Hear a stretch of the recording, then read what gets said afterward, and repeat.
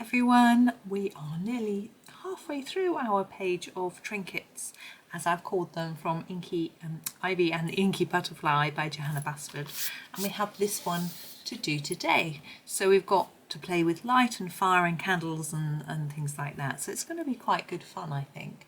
Now I will start, I think, with the sort of outside part. I think that's actually the easiest, to be honest, and I would often do these in grey or black, just because then any light that you make here shows up more.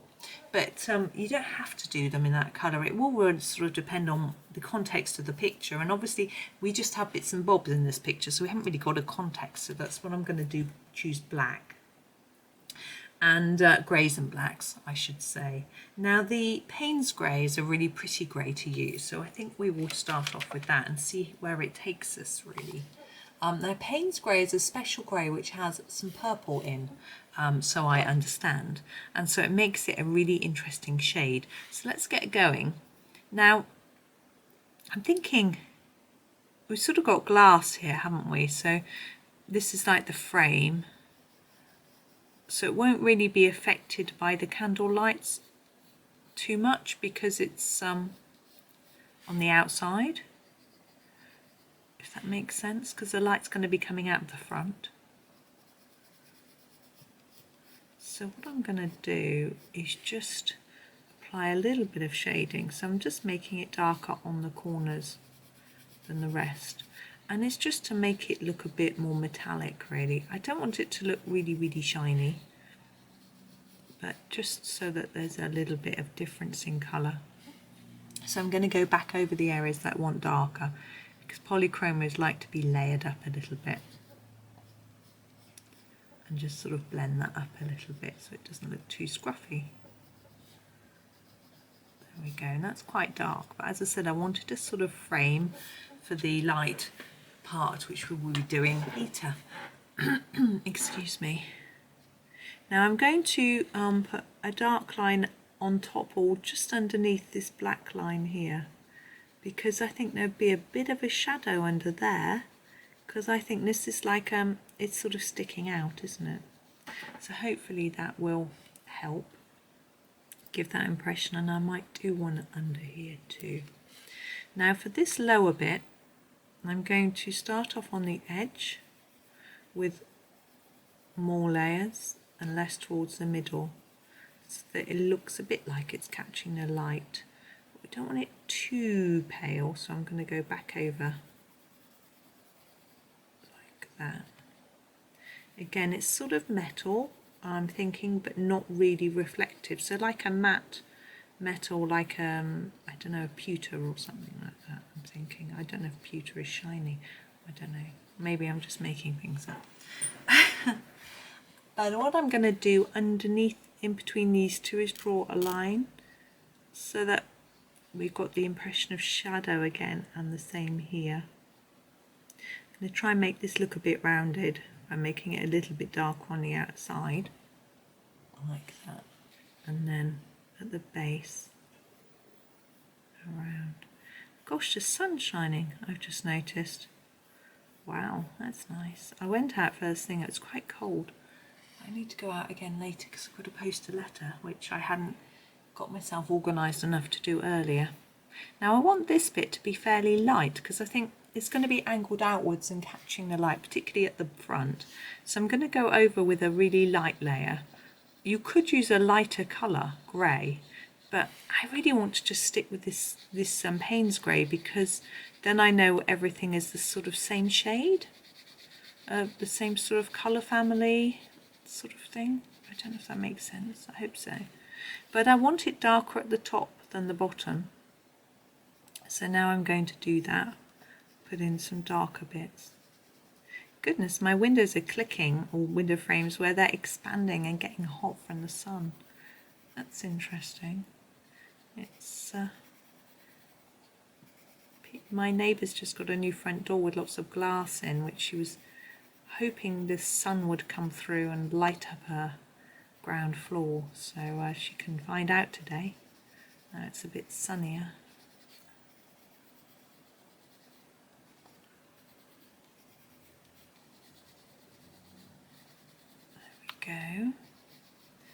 hope you can see it's getting a little bit darker at the top. That bit there is really quite intense, isn't it? Maybe we'll make these bits a bit more so as well. So I'm thinking these bits need to stand out as well.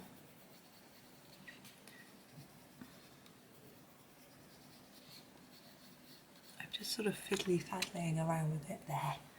And now let's put a lighter shade on top of these. So I'm trying to go quite gently so that they still look metal but they stand out. Then we are going to yeah, we'll do the same as we've done here, and actually that makes them look slightly more rounded, which I think is quite nice. So darker here and lighter towards the middle. And it's really quite easy, I find, to do this. It takes practice, so it's just the more you do it, the easier it will become. You have to remember, I've been colouring since 2013, so for a significant amount of time every day as well. Almost, I think I've probably missed less than a handful of days. Now I'm going to put a dark line in between these two on it so that they look like they're a bit more separated. So I'm just going to sharpen a little bit because I want it to be quite accurate. I'm not very good at doing this, despite all the years of practice. So I'm going to take it easy, go quite slowly, and try not to think about anything but what I'm trying to do. Yeah, that's good. Well, I think so anyway. Now I'm just going to do a light layer on this one and have a think about where I think it's going to be darker and lighter. I suspect it will be lighter towards the top. We'll make it a little bit darker down here.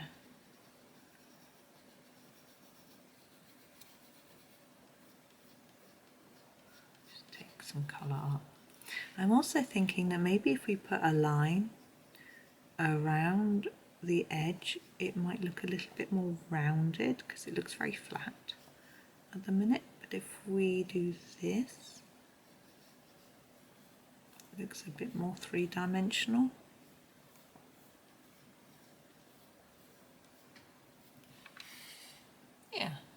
Yeah, I'm happy with that.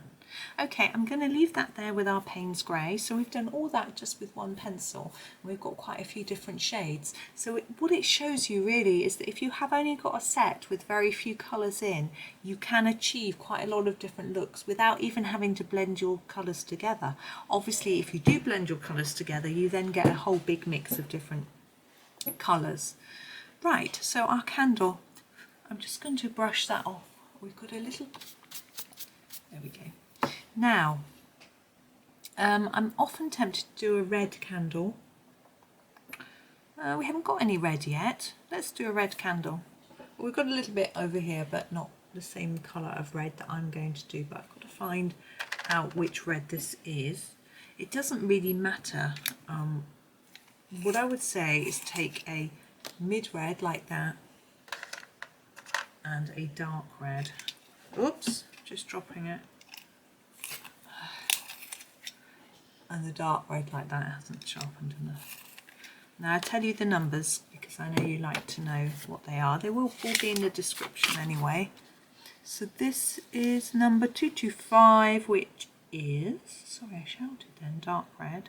And this is number 219, which is deep scarlet red. Okay, as I say, it'll all be in the description. I'm starting with the darkest one. So you can use any two shades of red.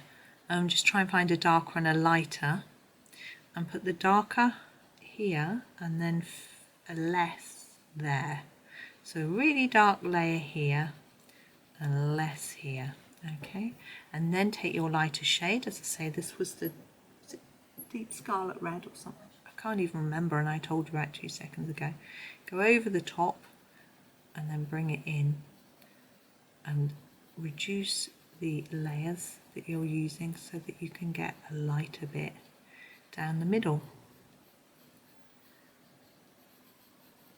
Now I'm going to go back in with my dark red and put a defined layer on the very edge, like that. Now some people would do fancy things with the light shining and things, but I would just keep it simple like that. I think it still looks like it's rounded. It's got you can see it's shiny wax. I'm happy. So now we've got our fire. If you look at photos of fire, which I sometimes do for reference, you can see there's usually a little bit of blue right down at the bottom, and then it goes from darker to lighter. But I find if I put a piece of blue, I cannot get a small enough bit, and it just, for some reason, it doesn't look real, even though that is how fire looks. So what I'm going to do is just start with my dark colour. I'm actually going to use the red that I've got here and just put a tiny bit on the bottom. That's going to disappear, so it's not going to look like it's the same as the candle. And we're going to go straight into oranges next. Now you can try and be fancy and do different shapes within the flame, but I'm not going to do that either. It's quite a small space we've got here. This is the dark Cadmium Orange. I don't know how clearly you can, maybe there you can see it. And we're going to go right over the top of that red. You may struggle to see the red in the camera anyway, and take that up just a bit.